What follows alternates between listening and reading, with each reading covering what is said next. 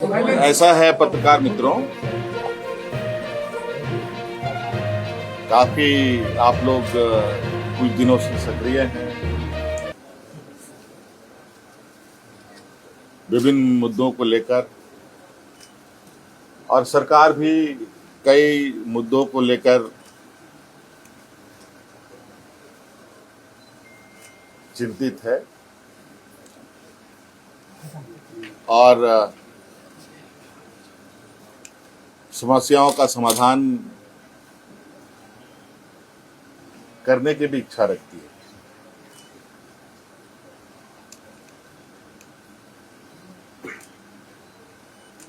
सबसे पहले तो आपको हम ये बताएंगे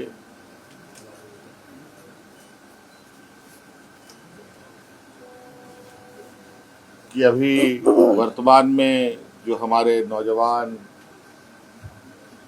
छात्र छात्राएं अपनी मांगों को लेकर आंदोलनरत हैं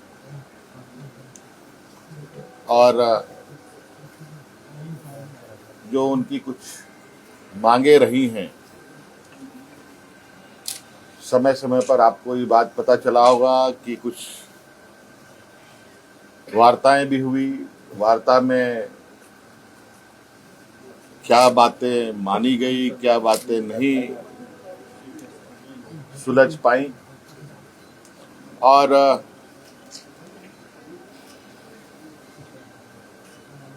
वो सभी चीजें हमारे समक्ष आ रही थी और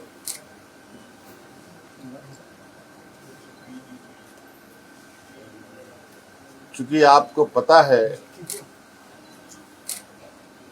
कि छात्र हितों को लेकर हम ही ने बहुत कड़ा और मजबूत कानून भी बनाए हैं। अगर हम कानून बनाते हैं तो कानून को लागू करने की भी क्षमता रखते हैं और नौजवानों की हितों, उनकी भविष्य, उनका विश्वास ना डगमगाए, हम हमेशा इसके पक्ष में रहे हैं और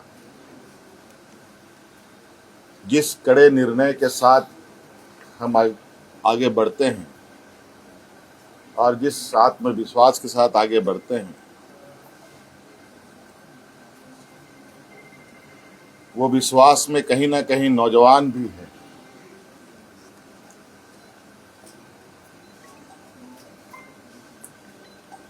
और आपको पता है कि झारखंड में जेपीएससी जेएसएससी के द्वारा नौजवानों की नियुक्ति होती है और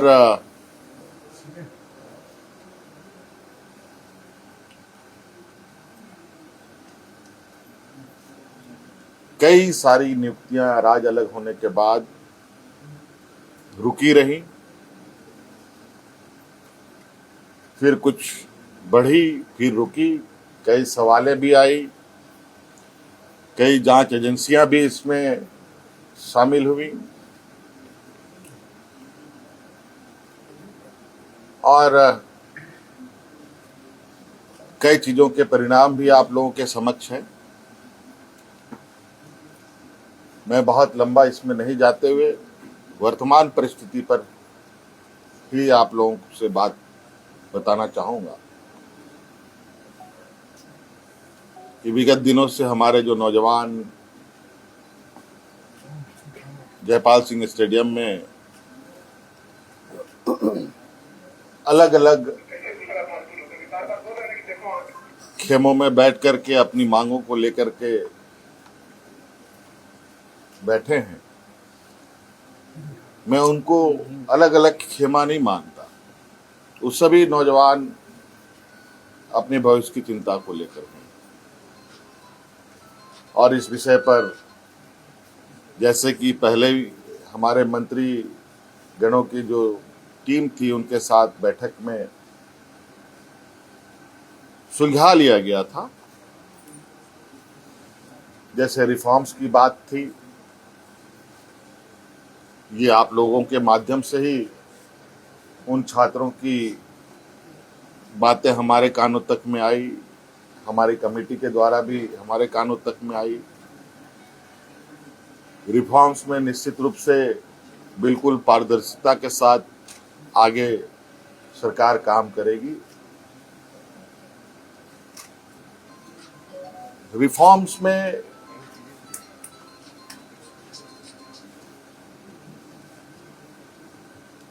जहां तक मेरा मानना है कि परीक्षाएं कैसे होनी चाहिए, कैसे नहीं होनी चाहिए, इसका पहले से ही एसओपी बना हुआ है।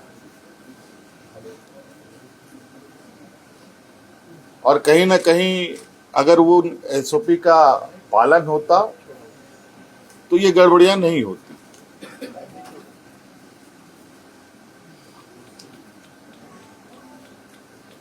क्योंकि एसओपी में ही इतने कड़े प्रावधान हैं और इतने बेहतर तरीके से परीक्षा लेने का व्यवस्था है। लेकिन फिर भी हम उस रिफॉर्म्स में कुछ और बेहतर करने की चूंकि इतनी बातें आई हैं तो बहुत सारी बातें बात बात में आती भी हैं, अच्छे सुझाव भी आते हैं, तो उन रिफॉर्म्स में उन सबको भी जोड़ा जाएगा। और चूंकि हमने पोर्टल भी खोल रखा है, चाहे वो छात्र हो, शिक्षक हो, अभिभावक हो, उस विषय पर उस पोर्टल पर अपने सुझाव दे सकते हैं और विशेषज्ञों की टीम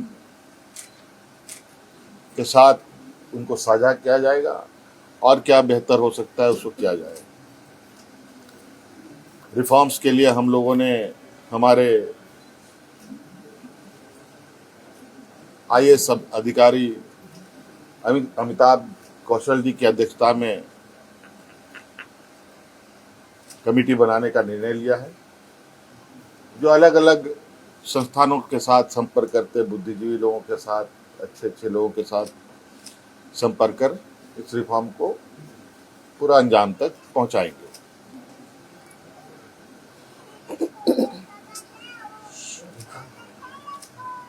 दूसरी बात, जेपीएससी का जो 14वें जेपीएससी की बात है, मुझे लगता है कि हमारे माननीय मंत्रीगणों के टीम के साथ बैठने के दौरान ही वो चीजें सुलझ गई थी। बैकलॉग की भी बात सुलझ गई थी और कई जगह पर लोग नियुक्त भी हुए हैं। उसको लेकर छात्र के तरफ से भी और मंत्रीगणों की तरफ से भी कोई कंक्लूजन पर नहीं पहुंच पाए। आज इस विषय को पटाक्षेप करने के लिए हम लोगों ने कैबिनेट की विशेष बैठक की। इस बैठक में उन सभी चीजों का समाधान निकालते हुए हम लोगों ने निर्णय लिया है कि टीडीपीएल द्वारा किए गए परीक्षाएं, टीडीपीएल के द्वारा प्रकाशित रिजल्ट और टीडीपीएल द्वारा जो भी अभ्यर्थी चुने गए हैं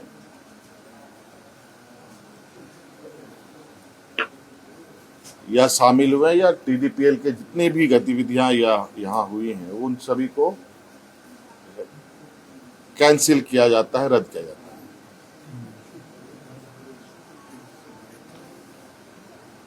और नौजवानों में सबसे बड़ा जो मुझे लगता है कि मुख्य मांग उनका सबसे प्रमुख मुख्य मांग रहा है जेपीएससी सीजीएल के संदर्भ में, क्योंकि हमने उसमें भी एक हमारे मंत्रीगणों ने आश्वस्त किया था इस विषय की जांच चल रही है। इसके लिए हम लोग रिटायर्ड जज की अध्यक्षता में संपूर्ण जांच कराएंगे, क्योंकि कभी कभी ऐसा लगता है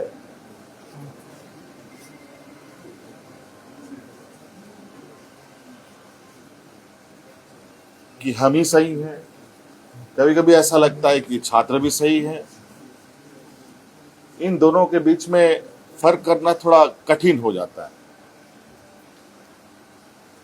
और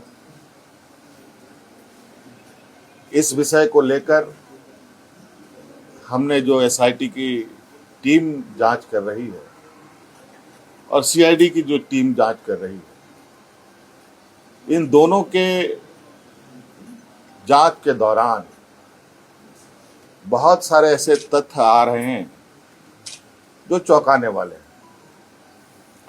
क्योंकि जांच का विषय है, बहुत खुल के बातें कहना संभव नहीं है। और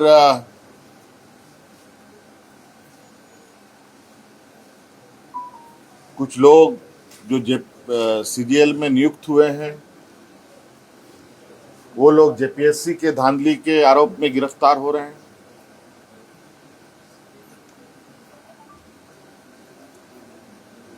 और कई कंपनियां जो यहाँ कार्यरत हैं,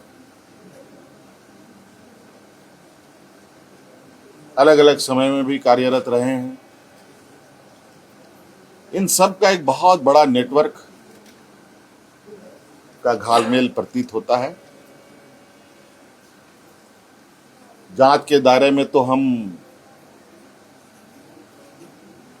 पूरे 2014 से लेकर अब तक की हुई इसके परीक्षाओं की जांच में है। हमने विभाग को कहा है, सीआईडी को कहा है, अब जब इसका ऑपरेशन हुआ ही है तो पूरे तरीके से इसका ऑपरेशन होनी चाहिए। और जो हमें जानकारी सीजीएल को लेकर हम लोग के समक्ष बताया गया और उस तथ्यों को समझ बुझने के बाद आज कैबिनेट ने जैसे सीजीएल को भी रद्द करने का निर्णय लिया। और पूरा 2014 से अब जितनी भी छोटी बड़ी गलतियां हुई हैं, जिससे भी हुई है, सभी की जांच होगी। और साथ में बहुत जल्द केंद्र सरकार के द्वारा जो एमएमडीआर एक्ट में जो बदलाव किया गया है, उस संदर्भ में भी हम लोग चर्चा के लिए एकत्रित होंगे। हो सकता है इस विषय पर एमएमडीआर एक्ट संशोधन पर हमें विशेष सत्र भी बुलाना पड़े, तो हम लोग बुलाएंगे। धन्यवाद।